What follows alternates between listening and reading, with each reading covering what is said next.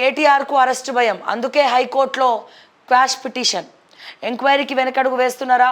నాడు KTR form హౌస్పై drone, ఆ కేసులో రేవంత్ రెడ్డి అరెస్ట్. తాజాగా మేడిగడ్డ విజిట్లో డ్రోన్ వినియోగం, ఎఫ్ఐఆర్ నమోదు చేసిన పోలీసులు. అందులో నిందితుడుగా కేటీఆర్ పేరు. నాటి సీన్ రిపీట్ అవుతుందనే చర్చలు. BRS working president Sircilla MLA కేటీఆర్కు అరెస్టు భయం పట్టుకుందా?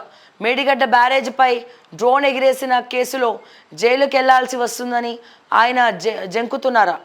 అందుకే తనపై నమోదైన కేసులను కొట్టేయాలని చెప్పి హైకోర్టును ఆశ్రయించారా అనే చర్చ రాష్ట్ర రాజకీయాల్లో నడుస్తుంది. 2020లో చేవెళ్ల నియోజకవర్గం జన్వాడలోని కేటీఆర్ ఫామ్ హౌస్ అంటే గుర్తొచ్చింది. నేను ఎక్స్క్లూజివ్గా జన్వాడ ఫామ్ హౌస్కి పోయినా. వాళ్ళ గేటు ఎక్కడైతే కట్టినారో, నాలా మూసేసి గేటు కట్టినారో పర్మిషన్ లేకుండా, దాని గురించి నేను పోయి వీడియో వేసుకొని వచ్చిన. కానీ మరి రేవంత్ రెడ్డి ఎందుకు మన గేటు కుల్లగొట్టే మన ఇన్స్ట్రక్షన్స్ ఇవ్వడు? ఎందుకు ఇవ్వరు? వీళ్ళు ఒకటేనా?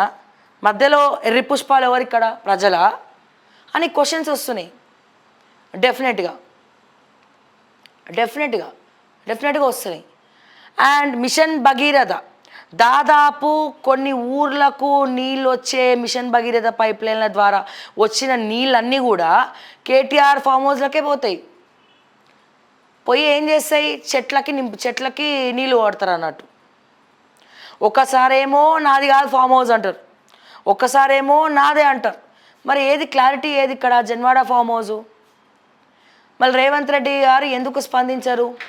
విత్ ప్రూఫ్స్ బయట పెట్టినప్పుడు మరి ఆడ నాలా ఎందుకు కబ్జా పెట్టినావు, నాలా పైన ఎందుకు గేట్ కట్టినాం అని చెప్పి అడగాలి కదా. దట్టు 111 జీవోలో, అది కూడా 111 జీవోలో. పక్కన ఉన్నటువంటి వ్యవసాయం ఎవడైతే చేసుకుంటున్నాడో ఈయన అట్లా గేటు పెట్టడం వల్ల నాలాలో ఉన్న నీళ్ళన్నీ కూడా నిల్వ ఉండి వర్షం పడినప్పుడు వాళ్ళ ఏరియాలో చుట్టుపక్కల ఉన్న వాళ్ళకి ఇబ్బంది అవుతుంది. కానీ ఎందుకు పట్టించుకోరు మీరు? రేవంత్ రెడ్డి కూడా ఎందుకు పట్టించుకోరు? మరి మేము కూడా అడగాల రేవంత్ రెడ్డి అమ్ముడు వేయండి? ఎందుకు? మీకు ఏమున్నాయి? ఎందుకు పోరు మీరు జన్వాడ ఫామ్ హౌస్కి?